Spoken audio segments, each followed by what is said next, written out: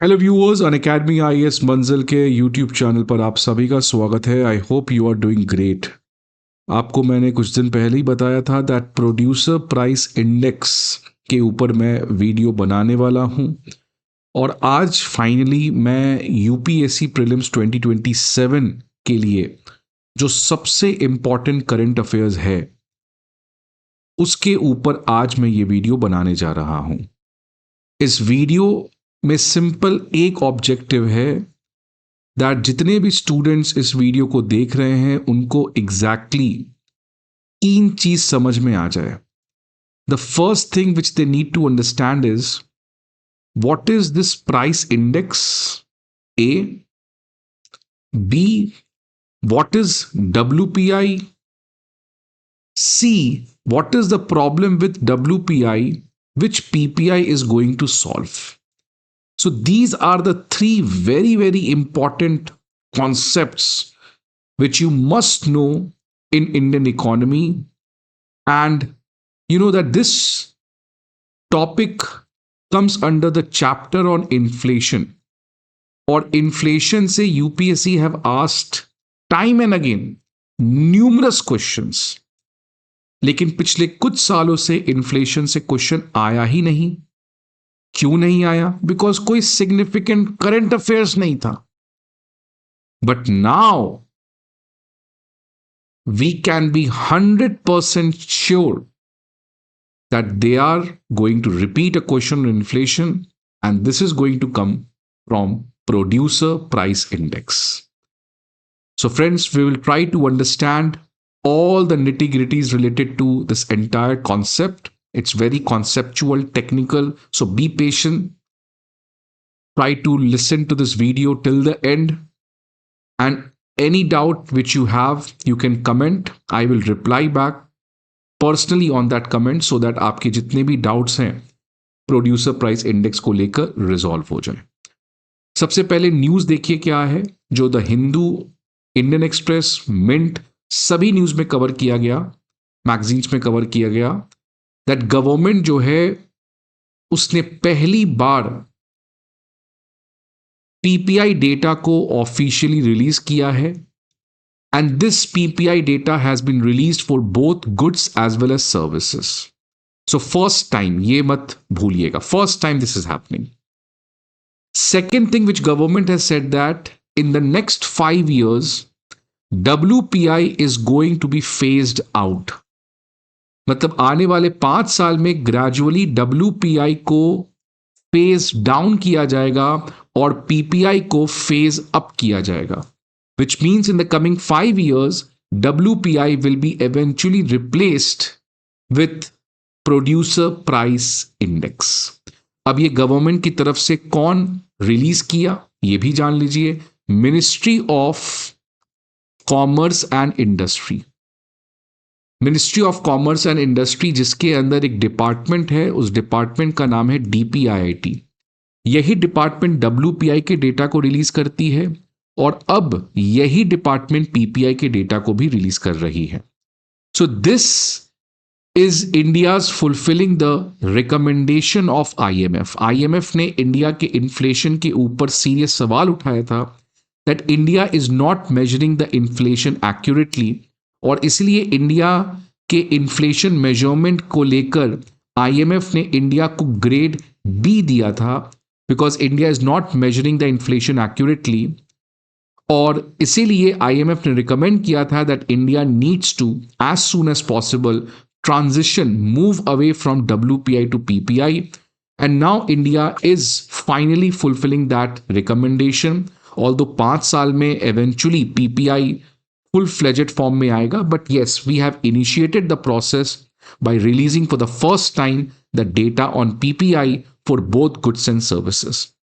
Now, let's go with complete basics. Inflation क्या होता है? Inflation simply means the increase in the price of goods and services. Goods and services के price को increase करना ही inflation कहते हैं. inflation is a sign of healthy economy. Why it is a sign of healthy good economy? Because it shows that you have a demand which is greater than supply, right, because जो inflation का उल्टा होता है which is deflation, and deflation means that the price of goods and services is coming down. तो अगर चीज़ों की दाम समय के साथ कम हो रही हैं, which means you have demand less than supply. तो let's say example of pen, अगर पेन की डिमांड 5 पेन है और पेन की सप्लाई 10 पेन है, तो ऑब्वियसली पेन की प्राइसेस विल कम डाउन.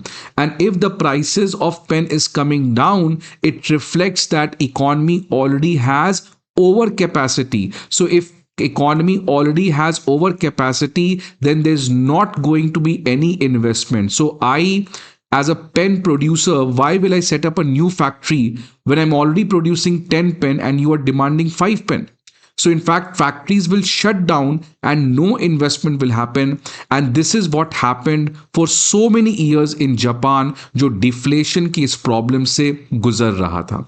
इसलिए inflation, prices, goods and service का बढ़ना, it reflects that economy has more to produce and hence more investment will happen. But again, one very important disclaimer that price increase hona, it's good thing, but price rapidly exponentially increase hona, that is again a problematic thing. So if prices of goods and services are increasing in a gradual manner, then it's fine. और India के लिए वो gradual मैंने क्या है 4 ± 2%, कि अगर महंगाई 4 ± 2% से इंक्रीज हो रही है, which means within from 2 to 6%, then we are comfortable with that. The moment inflation comes down below 2%, we are heading towards deflation, which is a problematic thing. And if inflation is happening at a higher pace, more than 6%, then again we are moving towards a situation of hyperinflation, which will again create problems for the economy. इसलिए we need a stable inflation, mild inflation, which keeps on investment increasing and eventually the growth to increase in the economy. अब ये inflation index क्या है, जिसको price index भी कहा जाता है. अब इसको समझें कि मान लो अगर मुझे ये जानना है कि inflation कितना हुआ. Inflation means price of goods and services increase हुए या decrease हुए. तो इस चीज को measure करने के लिए I need to first do what? मुझे ये समझना पड़ेगा कि मैं किन goods and services को track कर रहा हूं. If I need to understand whether inflation is happening or not, which means I want to understand the prices of goods and services are increasing or decreasing. So first of all, I need to fix कि किन किन goods and services के price को मैं track कर रहा हूं, because I cannot track the price of all the goods and services. So I need to track some goods and services in order to understand whether inflation is happening or not. और ये जो goods and services हैं जिसको हम track करते हैं, इसको आप कंजम्पशन बास्केट कह लो या कमोडिटी बास्केट कह लो. कंजम्पशन बास्केट या commodity basket. So consumption basket और commodity basket is nothing. It is a basket of either goods only or it is a basket of goods and services both. और इस basket के price को अब हम लोग track करते हैं. तो जैसे मान लो आप फल खाते हो, तो आप अपने एक फ्रूट बास्केट बना लो. इस फ्रूट बास्केट का प्राइस आज आपके लिए 100 रुपीज़ होगा. 2 साल के बाद आप इस सेम फ्रूट बास्केट का प्राइस देखना कि अगर आप ये सेम फ्रूट जो इस बास्केट में है इसको परचेस करना चाहते हो, तो कितना you have to spend out of your pocket. Let's say you have to spend 120 rupees, which means inflation जो है वो 20 रुपीज़ से इंक्रीज हुआ है. That's why in order to understand inflation, we need to fix this basket of goods and services. और इस basket and goods and services की price के basis पे index जो है वो change होते रहता है. Right? So this index is nothing but this index basically reflects that how the prices of this basket is increasing or decreasing. Which means, let's say आपने पेपर में पढ़ा that the index value of inflation has increased from 100 to 120. ये आपने newspaper में पढ़ा that index value जो है वो 100 से increase हो गई है 120 के लिए. Which means that the price of underlying basket has increased by 20%. The price of this basket of goods and service has increased by 20%. So inflation index basically कुछ नहीं होता है, जैसे हमने बात किया होगा कई सारे वीडियोस में, सेंसेक्स एक शेयर मार्केट का इंडेक्स है और ये जो इंडेक्स है वो 30 शेयर्स ऑफ इंडिया के ऊपर डिपेंड करता है। सिमिलरली इन्फ्लेशन के लिए भी हम लोग कुछ इंडेक्स बनाते हैं और इस इंडेक्स की वैल्यू कितनी होगी वो डिपेंड करेगा कि इस basket of goods and services की वैल्यू कितनी है। अगर इनकी basket of value of goods and services increase हो रही है, then automatically the index value will also increase. So inflation index is simply an index whose value depends upon the underlying asset. What is that underlying asset? It is a basket of goods and services. If the basket of goods and services are increasing, which means things are becoming expensive, then that will lead to a higher index value. इसलिए India में basically दो तरीके के inflation indexes हैं। एक है consumer price index, consumer price index, और दूसरा है wholesale price index, wholesale price index.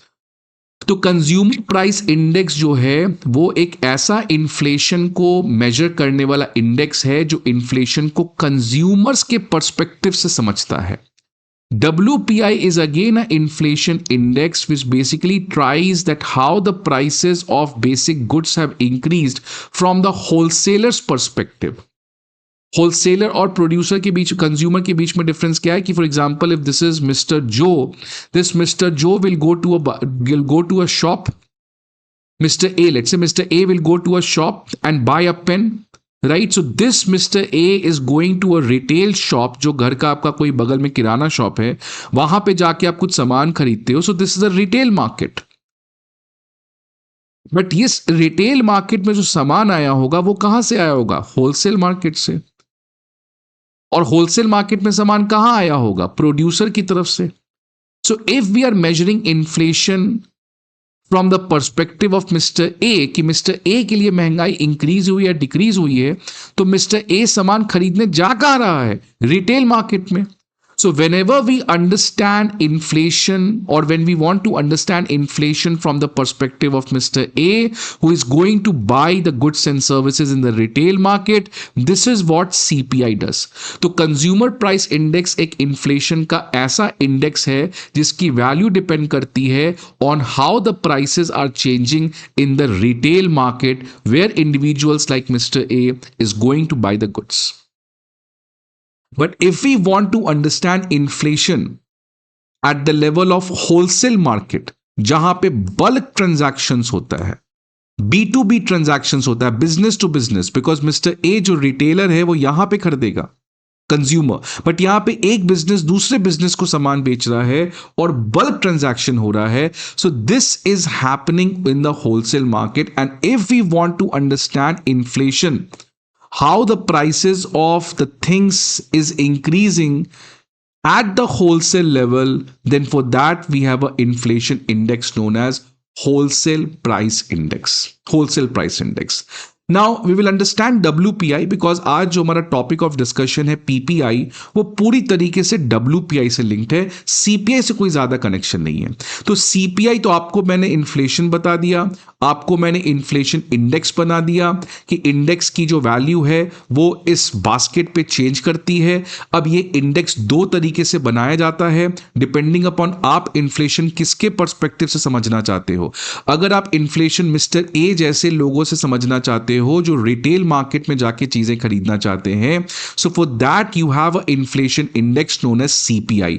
But if you want to understand inflation at the wholesale level, जहां पे बिजनेस टू बिजनेस ट्रांजैक्शन हो रहा है, जहां पे बल्क ट्रांजैक्शन होता है, then for that you have a different inflation index जो WPI है। तो WPI में जो इन्फ्लेशन इंडेक्स है वो बेसिकली डिपेंड करेगा upon the price of the things यहां पे किस तरीके से चेंज कर रहे हैं। और CPI जो इन्फ्लेशन इंडेक्स है उसकी वैल्यू उन basket of goods and services पे डिपेंड करेगी जिनका प्राइस रिटेल मार्केट में किस तरीके से चेंज हो रहा है। Now let's understand WPI। अब आपके मन में सवाल आ रहा होगा कि यार एक बात तो क्लियर है कि इन्फ्लेशन इंडिया में कितना है, ये मिस्टर ए के पर्सपेक्टिव से समझना जरूरी है. That let's say Mr. A was able to buy a pen for 10 rupees and 5 years के बाद he is able to buy a pen for 15 rupees, which means obviously inflation has happened. तो CPI तो मुझे समझ में आता है because consumer price index के through I'm basically understand how inflation is happening in the retail market, which is going to directly affect Mr. A. But what is the need to understand inflation at the wholesale level? Inflation wholesale market में समझने की क्या जरूरत पड़ गई? ये इसीलिए जरूरत पड़ गई कि देखो, अगर इस पेन का दाम पहले 10 रुपए था तो हो सकता है होलसेल मार्केट में ये पेन 8 रुपए का होगा, राइट? अब ये पेन का दाम 15 हो गया है तो होलसेल मार्केट में भी प्राइस तो ऑब्वियसली इंक्रीज किया होगा. नाउ अगर गवर्नमेंट को ये जानना है दैट यहां पे प्राइसेस इंक्रीज होंगी या डिक्रीज होगी, right? If government wants to understand whether the price of the pen will it increase in the retail market or not, because eventually Mr. A is going to suffer, or the impact on Mr. A is going to happen if the price of goods and services changes in the retail market. So if government wants to understand कि क्या inflation इस market में होगी कि नहीं होगी, क्या inflation consumers के लिए होगी कि नहीं होगी, so in order to gauge that, in order to understand that, what I need to understand the inflation which is happening at the wholesale level. Because जिस चीज की महंगाई होलसेल लेवल पर बढ़ चुकी है, इवेंचुअली आने वाले समय में किस लेवल पे बढ़ जाएगी? इस लेवल पे भी बढ़ जाएगी. कि मान लो पेन जो पहले 10 रुपए का मिल रहा था, क्योंकि उस समय होलसेल मार्केट में प्राइस 8 रुपए था पेन का, अब क्या हुआ, गवर्नमेंट ने देखा कि होलसेल मार्केट में सेम पेन का प्राइस 12 रुपए हो चुका है, which means what is going to happen over here? Eventually the price of pen will increase, although suddenly नहीं होता है, because retail market में बहुत सारे पेन ऑलरेडी रहते हैं जो 10 रुपए के हैं.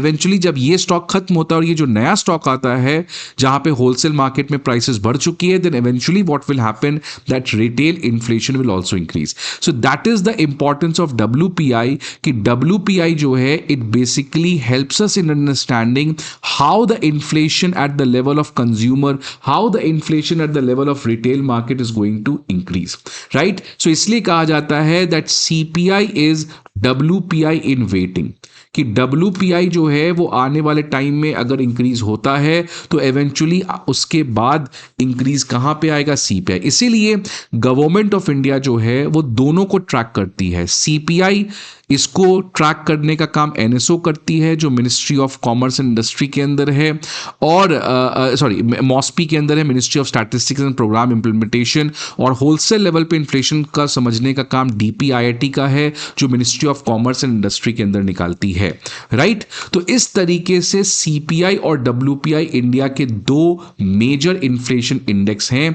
अगर CPI हमें मेजर करने में मदद करता है इन्फ्लेशन रिटेल मार्केट में, जिसका सीधा साधा इंपैक्ट मिस्टर ए पे होगा. WPI एक ऐसा इन्फ्लेशन इंडेक्स है जो बेसिकली ट्रैक करता है प्राइसेस होलसेल मार्केट में कैसे चेंज हो रहे हैं. इस चीज को ट्रैक करना इसीलिए जरूरत है बिकॉज अगर प्राइसेस होलसेल मार्केट में किसी चीज का बढ़ता है तो आने वाले समय में रिटेल मार्केट में भी बढ़ेगा, और जब रिटेल मार्केट में बढ़ेगा तो मिस्टर ए के लिए उसका इंपैक्ट देखने को मिलेगा. So that's why WPI wholesale level पे इन्फ्लेशन को ट्रैक करके मैं ये समझ सकता हूं आने वाले समय में कंज्यूमर के लिए इन्फ्लेशन किस तरीके से बिहेव करेगा. सो आप देख सकते हैं the WPI measures the average change in the price of the goods at the wholesale level, जहां पे क्या होता है, बल्क ट्रांजैक्शंस होता है between business to business before they reach the retail market, जहां पे वो एंड कंज्यूमर मिस्टर ए उस सामान को खरीद लेता है. अब WPI का सिग्निफिकेंस मैंने एक बात तो आपको बताया कि WPI मतलब इन्फ्लेशन होलसेल मार्केट में ट्रैक करने से मुझे यह समझ में आता है कि आने वाले समय में इन्फ्लेशन यहां पे क्या होगा. लेकिन अब आप एक बात बताओ कि अच्छा होलसेल लेवल पे इन्फ्लेशन क्यों बढ़ता है? क्यों ये पेन जो पहले 8 रुपए का था अब होलसेल मार्केट में इसकी प्राइस 12 रुपए हो चुकी है? इसका सीधा साधा रीजन है कि इन्फ्लेशन होलसेल मार्केट में इसीलिए हो रहा है बिकॉज इन्फ्लेशन कहां पे हुआ होगा? प्रोड्यूसर. तो अगर पेन का जो प्रोड्यूसर है, जो पेन का फैक्ट्री है, अगर उस फैक्ट्री को ही ज़्यादा कॉस्ट ऑफ प्रोडक्शन करना पड़ रहा है, उसके कॉस्ट ऑफ प्रोडक्शन में सिग्निफिकेंटली इंक्रीज आया है, तो प्रोडक्शन महंगा होगा, और जब प्रोडक्शन महंगा होगा तो ये पेन होलसेल मार्केट में जो प्रोड्यूसर है वो महंगे रेट पे भी बेचेगा। विच मीन्स अगर होलसेल लेवल पे इन्फ्लेशन इंक्रीज हो रहा है, which means there is some problem which is happening at the production के साइड से कुछ इशू हो रहा है। इसीलिए WPI जो इंडेक्स है, it reflects input cost and supply side pressure in the economy. Supply side pressure, because supply कहां से आ रहा है होलसेल मार्केट में? प्रोड्यूसर्स की तरफ से, राइट। सो अगर प्रोड्यूसर के लिए पेन बनाना महंगा पड़ा, हो सकता है महंगा क्यों पड़े? लेबर स्ट्राइक पे चला गया, रॉ मटेरियल आने वाला था मिडिल ईस्ट से, लेकिन वॉर हो गया, स्ट्रेट ऑफ हॉर्मुज ब्लॉक हो गया, वो रॉ मटेरियल नहीं आया। So if there is a difficulty with respect to production of pen at the producer level, then it will result in higher prices of goods in the wholesale level, and eventually after certain period of time inflation कहां पे बढ़ जाएगा? Retail market पे। तो क्या मैं ये कह सकता हूं कि ये जो कंज्यूमर प्राइस इंडेक्स है, जो रिटेल मार्केट पे प्राइसेस को ट्रैक करता है, इससे हमें कंज्यूमर के लिए इन्फ्लेशन क्या होगा ये समझने में मदद करता है। और जब मैं प्राइसेस होलसेल मार्केट में ट्रैक करता हूं तो इससे मैं इनडायरेक्टली क्या समझ पा रहा हूं? दो चीज समझ पा रहा हूं कि आने वाले समय में यहां पे क्या इंपैक्ट पहुंचेगा, और दूसरा, अगर यहां पे महंगाई बढ़ती है, विच क्लियरली रिप्रेजेंट्स कि प्रोडक्शन साइड में कुछ प्रॉब्लम आ रहा है, सप्लाई जो है पेन का उसमें कुछ प्रॉब्लम आ रहा है, राइट। तो ये आपको WPI में याद रखना है। तो CPI कंज्यूमर्स के पर्सपेक्टिव से होता है, WPI जहां पे हम होलसेल लेवल पे सारी बात करते हैं, इसका रिलेशन किससे होता है? हमारा प्रोड्यूसर से होता है। अब इसको मैं थोड़ा सा आपको करंट अफेयर्स के साथ जोड़ के बताता हूं। देखिए, WPI इन्फ्लेशन मई महीने का जो लेटेस्ट डेटा अभी रिलीज किया गया, उसमें हमारा WPI इन्फ्लेशन जो है वो 9.68% है, और जो मई का CPI इन्फ्लेशन है वो 3.93% है। और बेस ईयर WPI CPI का चेंज कर दिया गया है। अब कितना है बेस ईयर हमारा? 2022-23। अच्छा, आप पूछोगे यार बेस ईयर क्या है? तो मैंने अभी शुरू में कहा था आपको कि इन्फ्लेशन को मेजर करने के लिए हम ये बास्केट को फिक्स करते हैं कि आखिरकार इन्फ्लेशन का मतलब गुड्स एंड सर्विस का प्राइस बढ़ना, लेकिन कौन से गुड्स एंड सर्विस का प्राइस बढ़ना? इसके लिए हम लोग क्या करते हैं? एक basket of goods and services fix कर देते हैं। अब जिस साल ये बास्केट को हम लोग फिक्स कर रहे हैं, उस ईयर को हम लोग बेस ईयर कहते हैं। So the year in which we are fixing this consumption basket और commodity basket, which includes of either goods only or it can also include goods and services, which ever year we are doing it, that particular year is known as base year. उस particular year को हम लोग base year कहते हैं। और इसके पहले अगर आप देखोगे तो CPI का बेस ईयर 2011-12 था, और WPI का भी बेस ईयर 2011-12 था। अब इन दोनों बेस को रिवाइज करके एक नया अपडेटेड बेस ईयर कर दिया गया है 2022-23, और उसी नए बेस ईयर के हिसाब से जहां पे basket of goods and services को चेंज किया गया, उसमें अब जो इन्फ्लेशन पाया गया है वो 3.93% है और 9.68% है। अब इस डेटा को कैसे एनालाइज करें? देखो, डेटा को आप कैसे एनालाइज करोगे? मई में इन्फ्लेशन आया 3.93%, मतलब महंगाई कंज्यूमर के पर्सपेक्टिव से कितनी सी बड़ी है? 3.93%। अब ये 3.93% किससे बड़ी है? It is with respect to May 2025। सो मई 2026 में CPI इन्फ्लेशन आया 3.93%, which means the price of goods and services in the retail market, और कौन से गुड्स एंड सर्विस जो बास्केट में हमने फिक्स कर रखा है, उसकी प्राइस कितने से इंक्रीज की है? 3.93% से, विथ रिस्पेक्ट टू व्हेन? मई 2025। WPI में भी सेम 9.68 बढ़ा है मई 2026 में विथ रिस्पेक्ट टू मई 2025। अब आपके मन में सवाल आ रहा होगा कि भाई WPI तो बहुत ज्यादा है और CPI बहुत कम है, इसका रीजन है। आप देखो क्या हुआ, समझो यहां पे खेल क्या चल रहा है। खेल ये चल रहा है कि मान लो ये आप हो मिस्टर ए, आप गए तेल डलवाने। कहां गए? BPCL के पेट्रोल पंप पे। आपको 1 लीटर तेल मिल रहा है 100 रुपीज का। ये तेल आता कहां से है? होलसेल मार्केट से। क्या होलसेल मार्केट में मान लो ये 100 रुपए का तेल ले रहे थे आप, राइट। होलसेल मार्केट में प्राइस था तेल का 80 रुपए, आप तक पहुंचते पहुंचते ये 100 रुपए हो गया, बिकॉज आप जब तेल खरीदते हो तो आपको ये 80 रुपए पे कुछ मार्जिन देना होता है, जो रिटेलर है अपना मार्जिन लेगा, तो जो पेट्रोल पंप है वो अपना मार्जिन लेता है, प्लस आपको एक टैक्स भी देना पड़ता है, एक्साइज ड्यूटी या जीएसटी कुछ और खरीद रहे हो तो, राइट। अब हुआ क्या कि होलसेल लेवल पे प्राइस था 1 लीटर पेट्रोल का 80, और mister A 1 litre petrol BPCL के पेट्रोल पंप में 100 रुपए का खरीद रहा है। सो ये 100 रुपए कहां से आया? 80 रुपए plus margin, retail margin plus some tax which A has to give to BPCL, जो बीपीसीएल ए के बिहाफ पे गवर्नमेंट को देगा। अब हुआ क्या कि मान लो होलसेल लेवल पे प्राइस 80 रुपए से बढ़ के 150 रुपीज हो चुका, तो ऑब्वियसली आपके लिए भी पेट्रोल महंगा होना चाहिए, लेकिन आपके लिए पेट्रोल अभी भी सस्ता है, 100 ही रुपए है।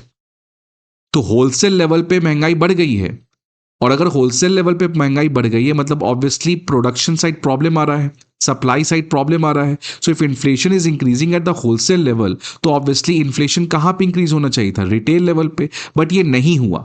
You are still able to buy petrol of 100 rupees, और वहां पे पेट्रोल जो होलसेल लेवल पे पेट्रोल का डीलिंग हो रहा है वो 150 रुपीज का आ चुका है। ये इसीलिए हो चुका है बिकॉज गवर्नमेंट ने टैक्स कम कर दिया। तो अगर टैक्स कम हो गया तो ये कम हो गया, और ओएमसीज ने अपना मार्जिन बहुत कम कर दिया, और इनफैक्ट ओएमसीज ने तो इनफैक्ट सब्सिडी दे दिया।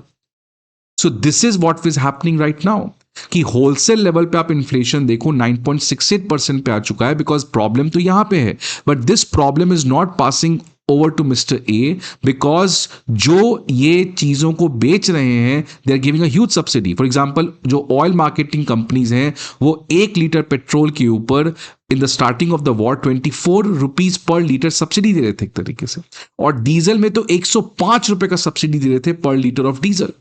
So that is why the prices in the wholesale market was increasing, but जो प्राइसेस यहां पे इंक्रीज होने से यहां पे इंक्रीज होते रिटेल मार्केट में, but that was not happening. इसीलिए डब्ल्यूपीआई इन्फ्लेशन ज्यादा था, सीपीआई इन्फ्लेशन कम था, because the pass on of these higher prices was not happening properly. लेकिन फ्रेंड्स डब्ल्यूपीआई के साथ कुछ प्रॉब्लम है। पहला प्रॉब्लम है कि ये जो डब्ल्यूपीआई है ऑब्वियसली एक इन्फ्लेशन इंडेक्स है, और इन्फ्लेशन इंडेक्स के लिए आपको एक बास्केट को ट्रैक करना होता है। लेकिन प्रॉब्लम क्या है कि इस बास्केट में केवल गुड्स है, सर्विसेज है ही नहीं। आप देख सकते हो ये रहा बास्केट, अच्छा बास्केट नहीं है यहाँ पे, ठीक है सर। तो डब्ल्यूपीआई में सबसे बड़ा प्रॉब्लम क्या था कि इसके बास्केट में सर्विसेज है ही नहीं, और आज इंडिया में 55% प्रोडक्शन तो सर्विसेज का है। सो कैसे डब्ल्यूपीआई एक ऑल इंडिया इन्फ्लेशन इंडेक्स बन सकता है जब वो इंडिया में प्रोड्यूस किए जा रहे 55% वैल्यू को ट्रैक कर ही नहीं रहा है। So this was a serious problem. इसीलिए आईएमएफ ने कहा कि भाई डब्ल्यूपीआई छोड़ो, पीपीआई की तरफ जाओ, बिकॉज ये सर्विस को इंक्लूड नहीं करता है, विच मीन्स डब्ल्यूपीआई के बास्केट को आप देखोगे तो इस बास्केट में केवल गुड्स होता है, सीपीआई के बास्केट में दोनों होता है, गुड्स और सर्विस दोनों होता है। दूसरा प्रॉब्लम क्या है कि देखो डब्ल्यूपीआई का लॉजिक क्या था? डब्ल्यूपीआई का लॉजिक ये था कि हमें यह समझना है कि आने वाले समय में सीपीआई रिटेल इन्फ्लेशन कैसा होगा, और डब्ल्यूपीआई से बेसिकली हम क्या समझ रहे थे? Producer level inflation. But in दोनों में इसमें प्रॉब्लम यह है कि मान लो ये मिस्टर ए है, आप गए खरीदने किसी रिटेल मार्केट में, रिटेल मार्केट में सामान आएगा होलसेल मार्केट से, और होलसेल मार्केट में सामान आएगा प्रोड्यूसर से। अभी आप प्रोड्यूसर के लेवल पे क्या प्रॉब्लम हो रहा है उसको कहां पे मेजर कर रहे हो? होलसेल में। तो अगर होलसेल में प्राइस इंक्रीज हुआ तो मुझे क्या लगा कि प्रोड्यूसर के लेवल पे भी प्राइस इंक्रीज होगा, बट क्या ये हमेशा ऐसा होता है? That if the prices of pen are increasing in the wholesale market, does that necessarily mean that the price of pen will also increase at the producer level? No. ये इसलिए हो सकता है कि मान लो प्रोड्यूसर ने पहले भी 10 रुपए का पेन बेचा होलसेलर को, और अभी भी 10 रुपए का पेन बेचा, बट होलसेलर ने अपना मार्जिन बढ़ा दिया। वो पहले 2 रुपए मार्जिन का ले रहा था, तो पेन का प्राइस होलसेल मार्केट में 12 रुपए हो गया, but now they have increase the margin to 4 rupees, तो 10 + 4 14 rupees. So this was the second problem with WPI. First problem is कि उसके बास्केट में सर्विसेज है ही नहीं, और दूसरा प्रॉब्लम है कि ये जो डब्ल्यूपीआई है जिससे मैं inflation at the producer level समझना चाहता हूं कि क्या प्रोड्यूसर के लिए कुछ प्रॉब्लम हो रहा है कि नहीं हो रहा है, ये भी मैं अच्छे समझ नहीं पा रहा हूं। बिकॉज यहां पे देखो प्रोड्यूसर के लिए कॉस्ट ऑफ पेन 10 रुपीज था, इसलिए वो 10 रुपए में पेन को बेच रहा था, और यहां पे भी 10 रुपए था, तो प्रोड्यूसर्स के लिए कोई प्रॉब्लम नहीं आया, बट स्टिल होलसेल लेवल पे inflation has increased because of increase in the wholesale margin. So that is why wholesale level inflation से आप प्रोड्यूसर लेवल इन्फ्लेशन को प्रॉपरली नहीं समझ सकते थे, और इसी कॉन्टेक्स्ट में इन दोनों प्रॉब्लम को रिजॉल्व करता है पीपीआई, बिकॉज पीपीआई एक तरीके का प्रोड्यूसर प्राइस इंडेक्स है, और इसके बास्केट में ये गुड्स और सर्विस दोनों को ट्रैक करता है। ये पहला है, तो इससे ये जो प्रॉब्लम था ये मैंने खत्म कर दिया। और दूसरा प्रॉब्लम है जो मैंने यहां बताया था कि ये प्रोड्यूसर लेवल इन्फ्लेशन को अच्छे से नहीं समझा पाता है, पीपीआई समझा पाता है। बिकॉज पीपीआई में हम होलसेल मार्केट को, डब्ल्यूपीआई में तो हम लोग होलसेल मार्केट में प्राइसेस को ट्रैक कर रहे हैं, यहां पे हम इनके प्राइस को ट्रैक नहीं करेंगे, यहां पे मैं ट्रैक करूंगा प्रोड्यूसर के लेवल पे क्या प्राइस हो रहा है। Right? For example, WPI में I was tracking the price of the pen in the wholesale market, but PPI में I'm going to track the price of the pen जो प्राइस पेन प्रोड्यूसर बेच रहा है। Right? जैसे for example यहां पे producer पहले भी 10 रुपए का पेन बेच रहा था, अभी भी 10 रुपए का पेन बेच रहा है, which means inflation has not happen at the producer level, because that is the job of WPI ना। डब्ल्यूपीआई को मैं क्यों निकाल रहा था? सो डब्ल्यूपीआई वाज इनफैक्ट एक तरीके का शॉर्टकट था, और इस डब्ल्यूपीआई के through we were somehow be able to understand the inflation which was happening at the producer level. But now we are ending that shortcut, and now if you want to understand कि क्या production side कुछ problem है, तो क्यों wholesale में track कर रहे हो? सीधा जाके प्रोड्यूसर से ही पूछो ना कि आपके पेन कितने में आपने बेचा। तो इससे I will exactly know that what is happening at the production stage. So if the producer says कि देखो मैं पेन को 10 रुपीज में बेच रहा था, now I'm selling the pen for 14 rupees, which means I now can arrive at a conclusion that production में कितने रुपीज का इंक्रीमेंट हुआ है? 4 रुपीज का, right? So this is how inflation को आप समझा जाता है. So again let me revise it. We understood first of all what is inflation, right? और inflation क्यों माइल्ड इन्फ्लेशन अच्छी चीज है, डिफ्लेशन बहुत खराब है, और बहुत बढ़ता हुआ इन्फ्लेशन, हाइपर इन्फ्लेशन क्यों बहुत ज्यादा अगेन खराब है. इन्फ्लेशन को मेजर कैसे करते हैं? उसके लिए इंडेक्स होता है. इस इंडेक्स की वैल्यू एक बास्केट से लिंक्ड अप होती है. उस बास्केट में आप या तो केवल गुड्स रख सकते हो जैसे डब्ल्यूपीआई में है, या तो गुड्स एंड सर्विस दोनों रख सकते हो जैसे सीपीआई में है और पीपीआई में है. और जैसे इन बास्केट्स की दाम चेंज होती है, इंडेक्स की वैल्यू भी चेंज होती है. इस समय इंडिया में इन्फ्लेशन को मेजर करने के लिए दो इंडेक्सेस हैं. एक इंडेक्स मेजर करता है मिस्टर ए जैसे कंज्यूमर के पर्सपेक्टिव से महंगाई कितनी हो रही है, जो रिटेल मार्केट में चीजें जाके खरीदता है. और दूसरा मुझे इन्फ्लेशन समझना है प्रोड्यूसर के लेवल पे क्या कोई प्रॉब्लम आ रहा है कि नहीं आ रहा है. इस चीज को इंडिया में इनडायरेक्टली मेजर करते हैं होलसेल प्राइस इंडेक्स में, जहां पे हम लोग इन्फ्लेशन को, महंगाई को होलसेल लेवल पे देखते हैं, जहां पे हम लोग केवल गुड्स को ट्रैक करते हैं. और ये हमें लगता है कि अगर गुड्स का दाम होलसेल मार्केट में बढ़ता घटता है तो ये क्लियरली हमें बताता है कि प्रोड्यूसर लेवल पे क्या चल रहा है. लेकिन इस इन्फ्लेशन इंडेक्स में कुछ प्रॉब्लम है जिसको मैं डिस्कस करूंगा. बट यहां पे मैंने आपको और बताया करंट अफेयर्स में कि क्यों आज इंडिया में डब्ल्यूपीआई बढ़ा हुआ है, सीपीआई क्यों नहीं बढ़ा हुआ है. इसीलिए बिकॉज डब्ल्यूपीआई जो सप्लाई को बताता है, तो सप्लाई में तो काफी प्रॉब्लम आया है. स्ट्रेट ऑफ हॉर्मुज को ब्लॉक कर दिया गया है, ऑयल प्राइसेस काफी बढ़ गए हैं, गैस प्राइसेस काफी बढ़ गया है. लेकिन सीपीआई कंज्यूमर के लेवल पे महंगाई उतनी नहीं बढ़ी है, बिकॉज कोई पैसे को, कोई ये पूरे लॉस को, या ये कोई इस पूरे महंगाई को अपने साथ एब्जॉर्ब कर रहा है. जैसे गवर्नमेंट ने टैक्स कम कर दिया, और जो ऑयल बेचने वाले कंपनीज हैं वो तेल और डीजल के ऊपर सब्सिडी दे रहे थे. डब्ल्यूपीआई जो प्रोड्यूसर के लेवल के इन्फ्लेशन को बताता है, इसमें दो बुनियादी प्रॉब्लम है. First, it does not include services, और दूसरा WPI exactly production level inflation नहीं बताता है, बिकॉज प्रोडक्शन लेवल इन्फ्लेशन के लिए हमें प्रोड्यूसर के लेवल पे ये जानना पड़ेगा कितने प्राइस में वो पेन को सेल कर रहा है, not at the level of wholesale market, because wholesale market में आते आते होलसेल मार्जिन और कुछ मिसलेनियस कॉस्ट जुड़ जाते हैं, जिससे हो सकता है प्रोडक्शन कॉस्ट सेम हो, वहां पे कोई प्रॉब्लम नहीं हो, but just because of increase in the wholesale margin the WPI increases. इसीलिए पीपीआई जो है वो एक बेटर टूल है आपका from the point of view of producers के पॉइंट ऑफ व्यू से. अगर मुझे इन्फ्लेशन समझना है तो ये पीपीआई करता है. सो दस unlike WPI which tracks the price of goods at the wholesale level, CPI which measures inflation at the retail level, PPI focuses on the production stage, जो प्रोड्यूस कर रहा है उसी के स्टेज पर, तो वो कितने में उस चीज को बेच रहा है, मतलब जो प्रोड्यूसर है उसको कितने पैसा मिला अपने आउटपुट के लिए before that good going to wholesalers and then finally going on to the consumers. So obviously अगर पीपीआई बढ़ता है which means production side problem है, विच मीन्स आने वाले समय में अगर गवर्नमेंट एब्जॉर्ब नहीं करती है उस लॉस को या टैक्स कम नहीं करती है, देन इवेंचुअली सीपीआई जो है वो भी आपका बढ़ेगा। ये रहा आपके लिए यूपीएससी प्रीलिम्स क्वेश्चन। डब्ल्यूपीआई और पीपीआई के बीच में मैंने कंपैरिजन किया है। WPI measures price change only eight the wholesale level, correct.